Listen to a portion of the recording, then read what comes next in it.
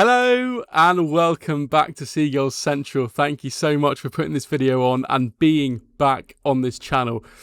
It's been a bit of a long time and I have a lot of making up to do and a lot of apologising to do to you because it has been too long. I was looking through the last time I recorded a video. I'm embarrassed to admit, I think it was about 6 weeks ago. Shocking.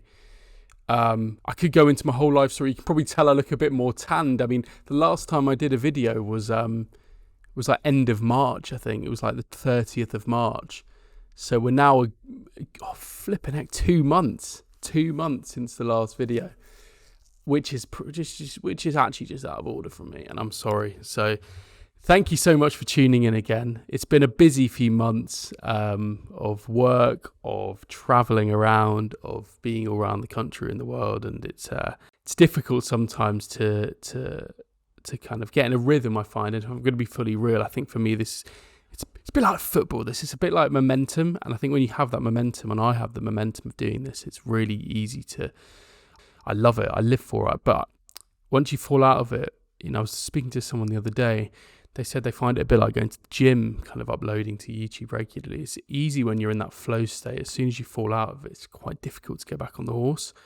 But it's weird because it's, this channel is something that even when I haven't been doing it, posting videos over the last couple of months, 6 weeks or so, I've been thinking a lot about it, thinking about ideas for videos, looking at the channel, reading people's comments and stuff. It's something that's, still very, it's massively important to me, and I'm very committed to keeping this going, and I'm going to become a lot more regular with it over the next few, hopefully just going forward. Over this summer break as well, I'm going to try and be consistent with it.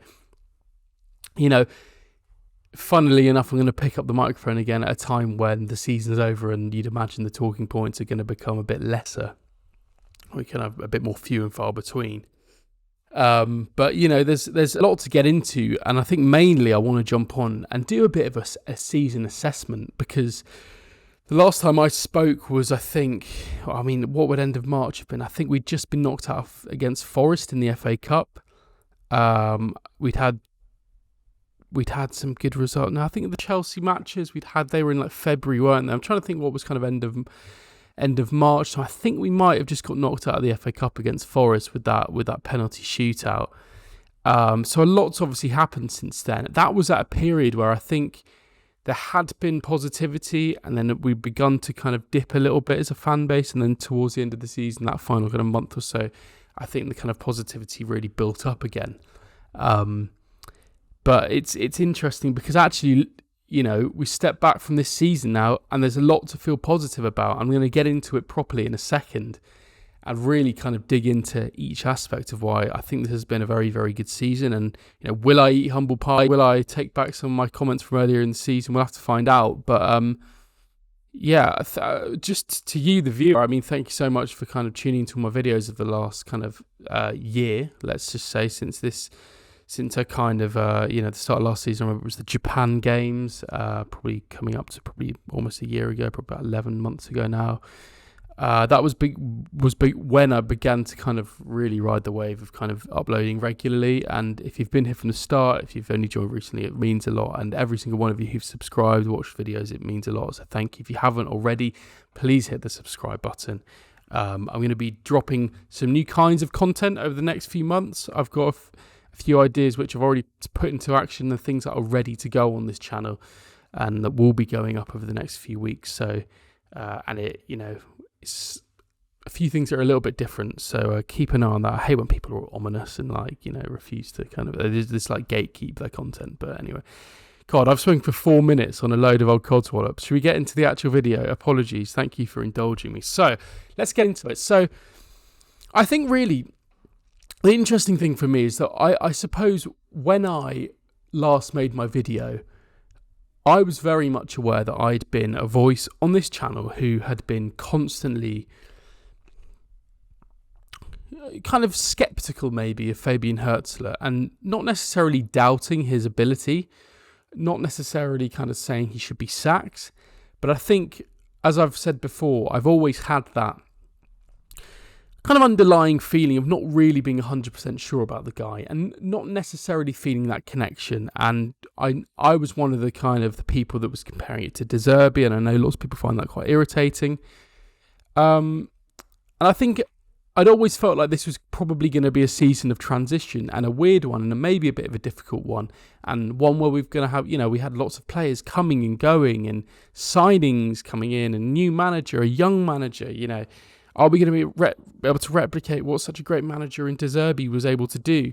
So I think there were worries for me in terms of what, how the season was going to pan out. And I think, to be honest, in my mind, there was a genuine question to be asked around that March time about, okay, this season's been okay, but at the end of the season, maybe the club will actually part ways with Fabian Hürzeler. Maybe they think that he's not quite done enough.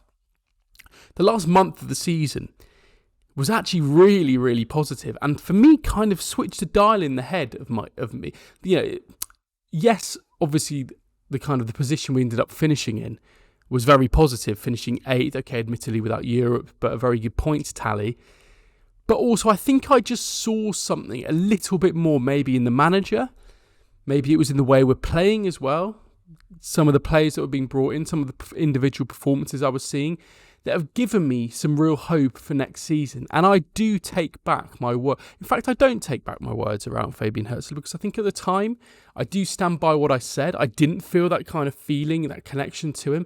But I think in the last couple of months of the season, some of the individual performances we've seen, some of the team collective coaching performances I've seen, the way I've seen Fabian Hürzeler speak a little bit more, I do believe he has the chops. Now listen, you don't come in as a 31-year-old manager to a Premier League side who have done very, very well in recent seasons and take them to their second best ever finish in their history. Get them 5 points away from Champions League football. Get them, maybe 2 or 3 or 4 points away from 7th place, 6th place. A really, really impressive first season from Fabian Hürzeler and from these players.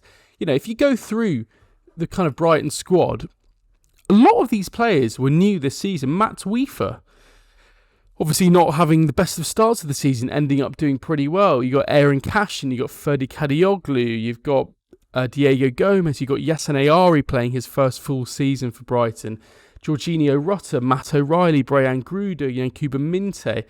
These kind of players, lots of them are very, very new and were thrown in immediately. And we didn't necessarily know whether someone like Yankuba Minteh was going to be Premier League level. We didn't necessarily know whether Yasin Ayari was Premier League level. And I think for this squad, to be able to finish where they finished is very, very impressive. And I think hats off to the manager. It looks like, this summer we're going to be signing players that are really going to boost us, particularly defensively. I think if you looked at this team and you looked at the squad throughout the season, particularly through that kind of winter month period, kind of just before, when we went on a match, kind of 6 games without a win, a difficult period, even other times where we've conceded sloppy goals and looked a bit poor kind of positionally. It does look like defence is a position that we need to kind of bolster, and it looks like already we're going to be making 2 very decent signings in Oliver Buscagli and the other fella whose name I'm not even going to try and pronounce. But it looks like the club are going to try and kind of make those signings early doors, because I think that it was glaringly obvious that that's what Brighton needed to do. Fabian Hürzeler's style of football, I think, was a lot more pragmatic than what we were used to under Roberto De Zerbi. And I think with that, you need a certain kind of defender in terms of the way we set up at the back. And, he often plays his 3 at the back as well. It's about whether, I suppose, we'll kind of replicate that next season. And I think one of the questions I've kind of been asking myself recently is, how does it compare to the season that I expected? Now, if I'm completely honest, and it's something I've said on this show repeatedly over the course of the last year, that an 8th place finish, and 61 points, 62 points, that's exactly what I expected, if not slightly better than I expected. I think the expectation now for a Brighton fan, well, for me, genuinely, I think being in the Premier League is still a good result for Brighton. I genuinely do believe that. However, I think if you're going into the start of a season, I always would say anywhere around kind of 8th to 11th, 12th is a pretty good season for Brighton. Now, the pressure was put on by the fact that obviously the club spent so much money in the summer, 250 million quid in terms of signings. It kind of puts the pressure on a little bit for Fabian Hürzeler to have to actually produce something and kind of take us maybe even to Europe to kind of recoup some of that money. But I think the club are very much aware that, you know, if you're going to bring in a manager like Fabian Hürzeler, who is only 31 years old, you've got to give him that time, and actually things aren't going to happen immediately, and it would literally be the managerial appointment of the kind of century if he were able to come in and kind of, I don't know, achieve Champions League football in his first season. And I think I've seen this argument kind of rehearsed a lot on kind of the mainstream media, which is kind of, what do Brighton fans expect? I remember particularly in a period where the results weren't great, and you did see some Brighton fans kind of getting frustrated with the manager and maybe the setup a little bit. So what do Brighton fans expect? But I do think now the club will expect at least kind of an 8th place finish now. I think, you know, they'll go again in the summer. They'll probably make some smart signings. I'd be very shocked if they spend anywhere near the amount of money they spent last summer, but genuinely, who knows? They can afford to do so, so why wouldn't they? And I think the pressure is on. I think, you know, it's hard to kind of, you know, an 8th place finish consistently is a very, very, very impressive achievement for Brighton, and the fact that Fabian Hürzeler has been able to come in immediately and do that in his first season, I think I do have to eat a little bit of humble pie, because there were moments where I did think, does this guy have the chops? Does this guy have maybe even the dressing room at times? And I think you don't. And often one of my questions was, you know, to what extent is the success of this Brighton side just the fact that we have a lot of quality players? I think you look through the kind of Brighton squad, we've got a lot of individual quality. And always my question was, how much of it is him? How much of it is the squad?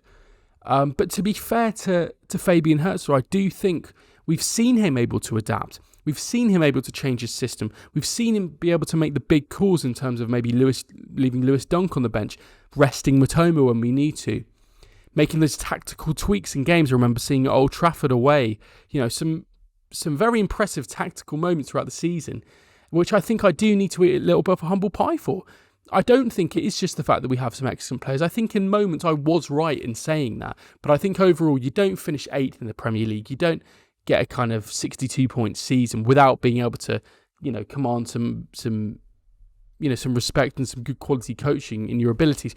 So I think going forward, you know, the club are obviously going to stick with him this summer. I think if they were to do what they did with De Zerbi, it would be an absolute shock. I think the end of season review that Hürzeler will be having will be one where everyone's pretty impressed with him. And I think, you know, even the way he kind of speaks, I know it's a little bit, I do find it a little bit dull sometimes, but actually he's a very measured speaker. He's a very thoughtful speaker. Apart from the kind of Instagram ads that he's doing, I think, you know, he's not really putting a foot wrong as Brighton manager. I'm joking though, obviously there's nothing wrong with those adverts he's doing. It's just a bit cringe and funny. But I'd be interested to know kind of how you're feeling about Hürzeler now, because I think maybe some people might even be thinking the fact that I'm even having this conversation now is ridiculous, because why are you having to even put all of these, you know, questions out on the table about him at the end of the season? I'm making this video really just to say that I think I stand by what I say, but I'm happy that he has been able to deliver an excellent season for Brighton, and now the facts have changed. My opinion has changed. You know, I still hold a part of that opinion, but my view on him has significantly improved, and I do believe he is the man for the job. I don't think I ever didn't think he was the manager for me. You know, I think I might have said after Forest that maybe he'd lost me a little bit, but I was prepared to back him as long as I felt that the players and the club kind of still had his support. He would still have my support. But I was a bit unconvinced. But, you know, he's proven me wrong in that sense. So much as I've been proved wrong, I guess I have been proved wrong. And, you know, it's interesting for him because I think it's interesting for us, because I think it's also quite nice to be in a position where, you know, within the last 5-6 years for Brighton, there's been quite a lot of instability in terms of player turnover, managerial turnover. And actually, we're now going into a summer where, at least with the manager, things are looking a little bit more straightforward. The Geeds is only 31. You maybe think if a Brighton manager had come in his first season, done really well, and maybe De Zerbi hadn't gone before, and he was 43 years old and got Brighton to 8th place, and, you know, a few points off European football and a few FA Cup final wins away from FA Cup football, that actually they might be getting poached this summer by a Chelsea or by a Man United or whoever, a Tottenham. But actually now, I think the big clubs around Europe and in the Premier League are still looking at Fabian Hürzeler with just kind of a little bit of a kind of speculative eye, just still asking questions, because I think they also see the risk in appointing a 31-year-old, and they probably recognise that actually this geezer could be a very, very, very good manager in 10 years' time, and then he's still a really young manager, and they can appoint him then. And I think for Brighton, that's a real benefit, so long as he continues to provide the results he has and show what he has shown us in terms of the quality of his coaching, that he could be a manager who we may have for 3, 4, 5, 6 years. Now, I know in football, generally, that kind of thing doesn't happen. They say the average lifespan of a manager is 18 months, 2 years, and that probably will be the case here. God knows what will happen this time next year, but, you know, in an ideal world, with the age and the profile and the kind of backing off of kind of big clubs in this instance, not anything to do with his ability, but more to do with his age and his profile, I think it means that we are in a good position, and it means that this summer can be one where he has another pre-season on the training ground to implement his ideas. He can bring in some more players which the club believe will help him in his style. Some more leaders, some more experience, obviously Pascagli being one of those, kind of a better depth and breadth of defensive options. Players who are a bit more versatile, I think, will be another aspect of players that we sign. I think you've seen that in the Hürzeler model. So I think, you know, it's looking pretty nice going into the summer. I guess the only thing really would be the kind of the situation in terms of players and which ones are going to be kind of let go of. I think it is the Brighton model now that we will probably see every summer a big sale. Even if it's not the kind of double whammy of a Caicedo McAllister or a Gross Gilmore that we've had in the last few years, even if it's just one or you know, one signing plus a few fringe players like a João Pedro going or a Carlos Baleba going, I don't think you'd be seeing both of those players or a Mitoma. I don't think you're going to be in a position where you're seeing, you know, 2 or 3 of those. I think it's more likely to be one. Because I think Brighton are committed now to really trying to do something special with this squad they've assembled. Obviously, see what Nottingham Forest have done, having spent a lot of money on arguably kind of on paper less high quality players, but being able to do something really special, albeit kind of falling off slightly. But Forest should still be very pleased with their season. So yeah, I think it'll be interesting. I'm going to do a whole video on kind of the João Pedro situation, obviously this spat he had with Van Hecke, maybe the Mitoma situation where we see his future over the next few weeks and months. Same with Baleba, because I think there are questions there about how the club are going to approach the summer window. And with their opening, I think it's on, you know, in the next few days, it's going to be interesting to see how the club handle it. You know, what is their approach? I imagine you kind of, you know, to an extent, it's kind of playing it as it comes, but also you want to go into it with a mindset of, you know, we're selling Pedro or we're selling this person, and that's a hard line. And we're protected by that, by contracts and stuff. So I think it's interesting. But overall for Brighton, I must admit, you know, it's probably a season that pretty much bang on matched what I hoped it to be. Finishing around 8th, pushing for Europe. In a way, I'm not too bothered that we didn't get Europe. I'm going to make another video on that and get really into why that's the case and give you my reasons for that. But I think for Fabian Hürzeler, it's got to be a big tick for this season. And, you know, I think we all had our doubts. We all had our question marks around the age profile when he came in. But he's to be fair to him, he's done a very, very, very good job this season. His coaching staff and the players have been very impressive. And I'm looking forward to it. I'm looking forward to the summer because I think it's going to be interesting to see the ways in which that we kind of develop this squad. I think we're on the cusp of something potentially quite interesting and special. So it'll be interesting to see the kind of players that we bring in over the next few months. But I'd love to know your thoughts. You know, how would you rank this season overall? Has Fabian Hürzeler kind of changed your mind? Have you changed your mind on him? Was I always wrong? Do you think I'm a stupid idiot for having the view that, you know, maybe asking questions of him halfway through the season or after that Nottingham Forest, you know, era that we went through? This whole thing about his personality, was I wrong to question that? Who knows? Let me know. I'd love to know your thoughts. And, you know, I'm going to be back later, probably into the start of next week to talk about a few more topics I want to get into. I've got some videos lined up that I'm going to be making over the next few days, just to talk about the state of the club as we head into the summer transfer window, the state of the playing squad. I'm going to talk about every single player in particular and kind of give them an assessment as well. And I'm excited to get back into the rhythm of doing these videos. I've really, really missed doing it. I really miss all the interactions in the comments and the conversations that we have. You know, because I love ultimately making content around your football club that you love is just amazing, and there's nothing better. So thank you so much, and the fact that you guys watch it means a lot to me. So thank you so much for that. I really, really appreciate it.